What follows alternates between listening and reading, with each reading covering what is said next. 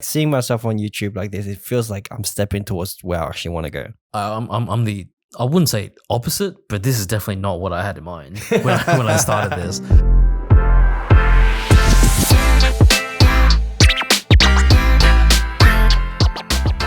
We're still recording. I think that was pretty good. Well, it feels like we've grown a little bit more in terms of podcasters. In a sense, like we can just flow with the conversation without saying and and you know. I think I've learned to be quiet, to not do those ums. If I don't have to say anything. It's crazy. Before I feel like I have to be saying something, otherwise it'll be dead air or whatever. Yeah. But I think we've gotten to the point where we have a pretty good flow between us. We sort of know when the other person's sort of almost running out of stuff to say, and the other person sort of takes over. So there's very, very little all that silence that we had before. Yeah. You know what would be cool? Like once we get our VA, right? Like just call him up one night. It's like, hey, you're on the podcast. How are you? How's it like to work as a VA? How's Foong as a boss? I've had experience of being a boss. I'm okay with that. I'm really nice. Yeah, that's the other thing. I've never been a boss before, and I'm actually really excited for you to have that experience. Yeah, I'm not excited about it. Really? Well, you're never excited about anything, bro. Well, come on, man. That's true. I think just being a boss means I gotta look after someone else. That's not just me. In terms of making sure that their work is good as well. Yeah. There's headaches there as well. Mm-hmm. I'll tell you one thing that I did learn about hiring that Fiverr assistant to help me with that project last week actually. You have to be dead specific. To the letter, right? If you want something, because they're automatically, it's so intuitive, but you don't think about it when you actually hiring these people out. You're like, hey, here's the things I want, but you don't actually go into details of how you want it. And it feels like, okay, since I wrote this down, like they should be able to understand me, but like half the time it's not. So the first draft that I received was complete garbage. I was like, damn, did I just spend a ton of money here just to, or not a ton of money, but like, did I just spend money just for a 5-minute job that I can see? Yeah. It should only take like maybe 5-10 minutes kind of thing. That didn't really make any sense. Well, that's the thing when you're dealing with people who are trying to build something for you that you're asking for. Yeah. You can't assume that they know exactly what you want. There's sort of almost common sense things that you always have to spit out to them. Yeah, it's because, weird. They think about things differently. They have a maybe different style. And basically everything that you think is common sense, just lay it out. Chuck it out the door. Just chuck it out the door. And certainly, it's like, hey, this is a time you need to go toilet. This is a time you need to sit down. So you need to work. So what was that? What was that process like for you to get it to a stage where that person knew exactly what you wanted? It took maybe a couple of days to finally understand, like for him to understand. But then again, it almost felt like I also had to step back and be empathetic, right? Yeah, because he can't read your mind. He can't read my mind, and I was getting pissed off. And and at the end of the day, like after a couple of days, I was like, I don't think this is very fair of my part, because I was being really upfront and frank about it. It's like, hey, what's going on? Where's my work? Where is it? Like, how come you're taking so long? And at the end of the day, I just one night I just switched it. I'm like, hey, good work. Thank you for your work today. Good night. Like, because it's different time zone. And next day he produced like some better work. Well, I think it comes down to that extreme ownership, right? Yeah, it's crazy. You own what you tell them to do. That's right. And if they do something wrong, it's not because they intentionally did something wrong. It's because you didn't specify what you needed. But that's something that you'll learn with your whatever VA you work with next. Yeah. Pro tip with working with VA, guys, just listen to this. It would really help you out. I think I've read a couple of articles about that, like VA horror stories, which is very strange in my books, because you're the one that's gone out there to look for people to help you out. Yeah. I'm sure there are bad VAs though. Oh, definitely. Yeah. Just hopefully you don't get one. Hopefully so too. This is I don't know if you wanted to talk about this or not, but Go ahead. Well, before the podcast, we want to talk about what is bothering you. You know, yeah, it's like all right, money is started. Like I mean, in the past couple of months, has stopped being so much of an issue for me. Right? Because previously, I've spoken on previous episodes, but debt was a very prominent thing for me, right? Yes. Credit card debt, and then you obviously have my family mortgage, which I had to take care of because it's under my name. I'm okay to speak about all of that because it's all I knew. So I seeing money come into my account and straight away going to somewhere else it almost became a norm for me. But now that I see my bank account in positive, like money is not leaving because it doesn't need to leave. It's I feel like nothing really changed, right? Because I'm still stressing about the things that I'm stressing about, where like how to figure out to do something that I actually do like, and how do I optimize the work that I'm doing, right? But before, weren't you also worried about paying off debt? Yeah. So that's kind of one thing that's kind of off your plate now. Yeah, in a way. That's off my plate. And I mean, I've had some money just to, I picked up my sister's car the other day. How's that? Yeah, well, I freaking spent $1,000 just today. Why? Pay for servicing, green slip, blue slip. Then NRMA had a $120 third party insurance for 12 months. It's pretty good. Fire and theft.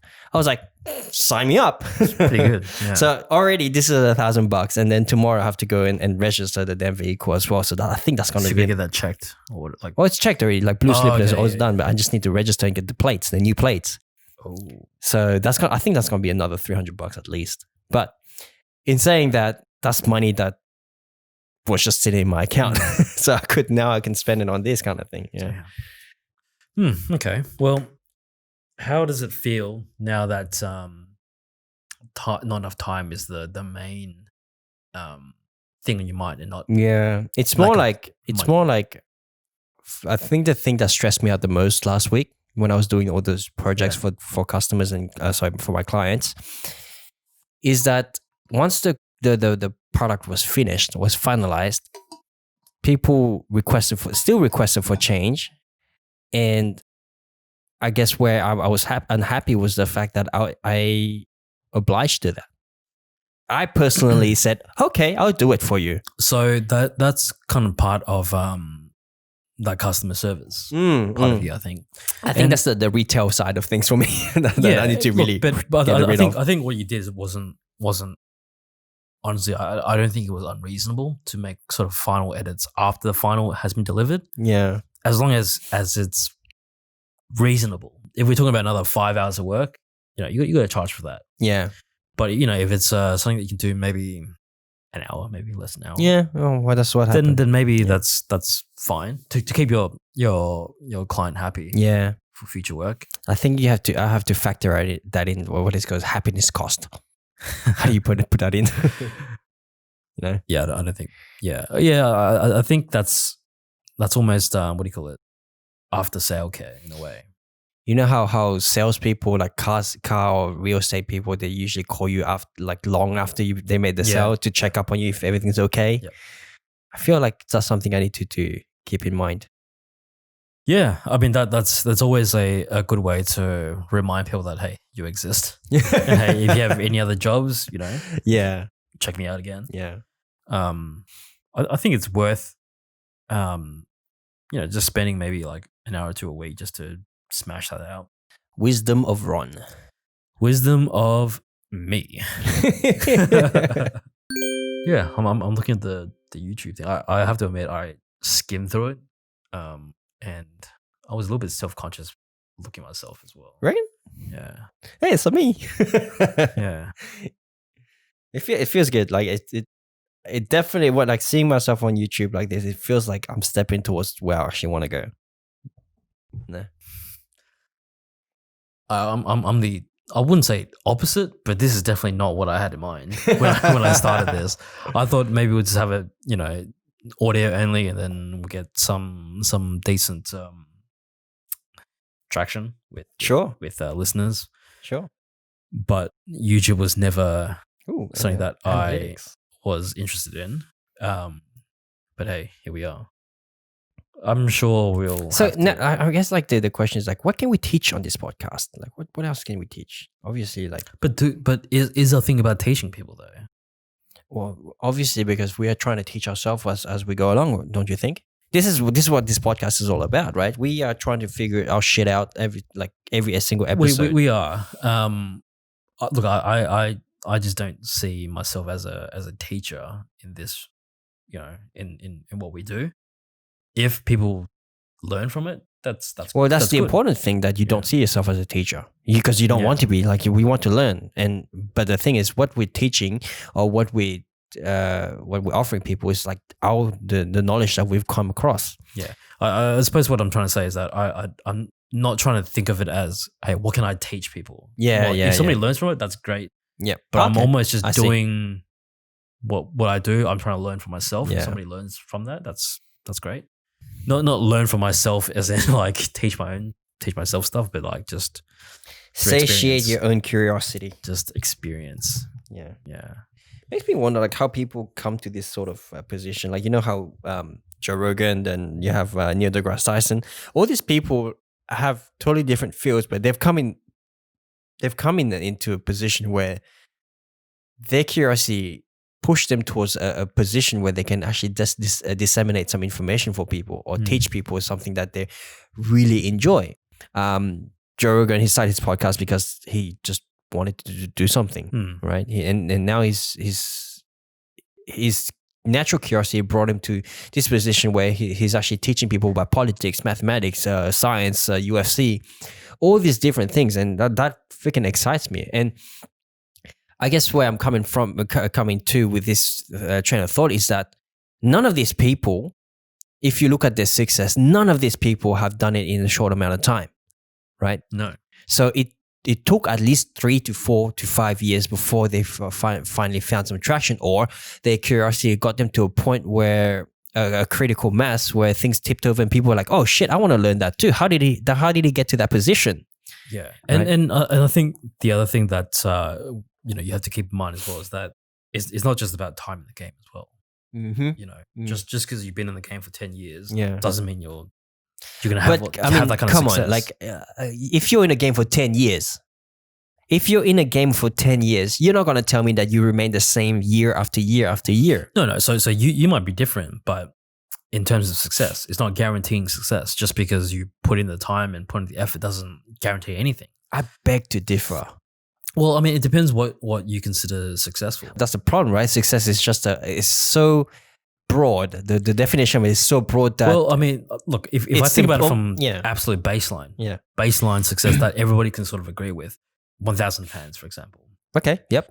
I think anything less than 1,000 and, it's not universally successful. Even a lot of people don't think 1,000 people is successful, but for me, 1,000 people would be pretty amazing. Right.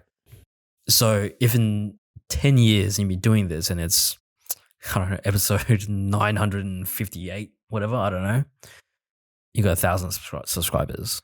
Is that a failure to you? No. Okay. I mean, that's what I was trying to say before, right? Success is so broad that it's almost impossible to fail.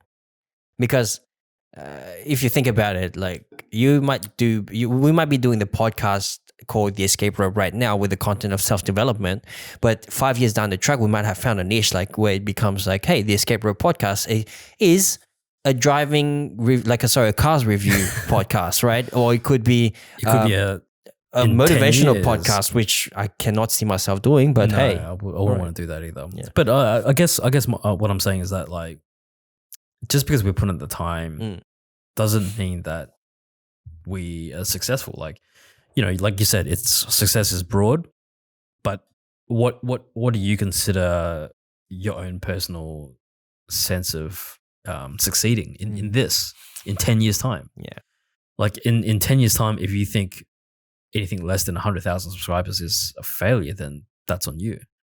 But that's already, if we reach 50,000, that's like well and above what I ever expected. 50K? 50K, yeah. In 10 years. dude, if we have 1,000, I'll be like, shit, 1,000 people listening to us, like 1,000 true fans. Yeah, I think. Look, I mean, just to talk to the guys out there, I totally think that people should have this sort of mentality where they really think and figure out, like, not like dream up of different scenarios where they might see themselves in a certain year or a certain time down the track. Like right now, you can probably see that you're a little bit on the pessimistic side, right? Whereas I'm pushing for, hey, forget that for a second. Like, how can we reframe your train of thought here and make it so that, all right, this is what I can see us being down the track, and also how do we then create a pathway towards that place? Now, you just told me before, like, hey, a year ago, you didn't think we're going to be in freaking YouTube. We got our first episode on YouTube with 18 viewers. I don't know if you call that a success, but hey, that's something. Yeah. It's something. It's there. It's better than it's a manifestation of something, right? I mean, I'm not trying to change your view on success. Yeah. I don't think I can. But if you think, like, what I'm trying to say is, just because you're grinding at it doesn't guarantee anything. Certainly, if we're doing this in 10 years' time and we don't reach that sort of I'm gonna call it the threshold of success of, like, I'm gonna call it. We're gonna be so different then. We probably won't be even the Escape Room podcast anymore. We'll be like 40. Yeah, we're gonna be the Ron and Foong show. Could be. I don't know, bro. Who knows? Could be anything. Yeah, I mean, this could end in 2 years' time, and we could start something different. Yeah. That doesn't mean we failed. But that's the thing. Like, you can't call that failure, right? It's like, it's, now that you think about it, it's practically impossible to fail. Yes, but you can't. Success is different, though. I feel like success is different to failure. Isn't then success just movement? I guess for me, success, there's milestones to it. Yeah. And everybody's milestones are different. I feel like we always have this conversation. We disagree on this. We kind of disagree on this, bro. We disagree on this quite strongly, I feel like. Yeah. Like, we've had multiple of these conversations, and we're still sort of stuck in where we are. this loop, this feedback loop. And almost like everything else we talk about, we sort of have come to a middle ground in a lot of ways. Yeah. But this, we can't seem to. But the thing, I quite enjoy this disagreement as well. Yeah, because I can see. Because for me, it almost, sometimes when I talk to you, it seems like, for me, it's a challenge to get you to think of this certain way. Like, I'm like, hey, but look. So you're trying to, like, help me see what you see. Yeah. But then I'm also, like, trying to bring reality back to sort of your, what you're trying to. And this is probably why when I talked about, like, having a personal assistant or a virtual assistant, and then you having like an employee, to me, that's like, hey, look, you're advancing, right? So how is this not like a sort of minor success or something that that's different to what's been in the past, just not long ago, kind of thing? Because I'm freaking so excited right now. Because I mean, what have I done to, like, what have I actually done to really call myself successful in this? What I've done. I could have paid for a VA to do some bullshit work 3 years ago, but it doesn't mean. But whether you got value out of it is a totally different thing, right? Yeah, I guess so. Yeah, success is different. Yeah, I want to. The reason why we brought the VA up is because I think we can move. We can move. We got to this point where we're doing the same thing every week. We're pretty adept at it. We understand, like, how to set up. We know the basics. Yeah, we know the basics. We set up the microphones. We set up the cameras. Like, it's easy for us. It's easy for us to talk. Now, which area of the Escape Road podcast can we improve on? Right now, we have a shit website, and I would love to work on that. Yeah, I mean, if the VA will open you up some time to work on that, that's awesome. Yeah, it's pretty cool. I think as well the some of the social media stuff, if they can build on that, that'll be even better. I just, it's just not my thing to build it. So no, it's not. Like, we've kind of understood that you're not the type to sit down and grind on social media. It's not your thing. Your thing is like you're curious. Like you like this is. I'm gonna analyze you for a bit. Like you're curious. You like to know things. When you ask people question like you're really interested about, you dig in really well, right? Yes. You thoroughly dig in. You ask the very detailed questions that I wouldn't have thought about. And I think that's where we complement. Like you might not like doing this nitty gritty stuff where I do, right? I like to understand all this technical stuff. I like to understand like how things work to produce this project that we have. But conversely, you have like, hey, I like this guest. I like to know them. I want to know how they got to the certain position. And it shows when you ask me questions as well, because sometimes it makes me think, oh shit, I haven't thought of that question about myself before. Right. It's just curiosity. Right. So we're sort of curious about different things. I'm less curious about the process of production. And obviously, you've gone this far just being curious about the production side of things. So and I think like you said, we're at a stage where we're fairly okay at what we do.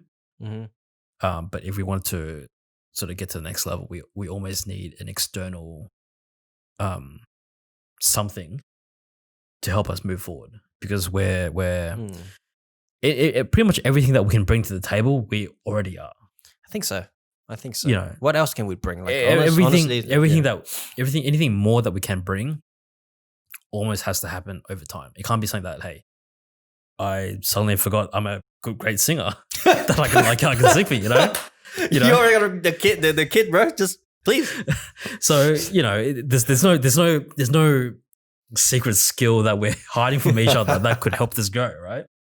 We need something else to help us get better. It's not us. Interesting, bro. Interesting. That's why I've agreed that getting a VA would be helpful. Let's go. Yeah. I'm done. Good night, guys.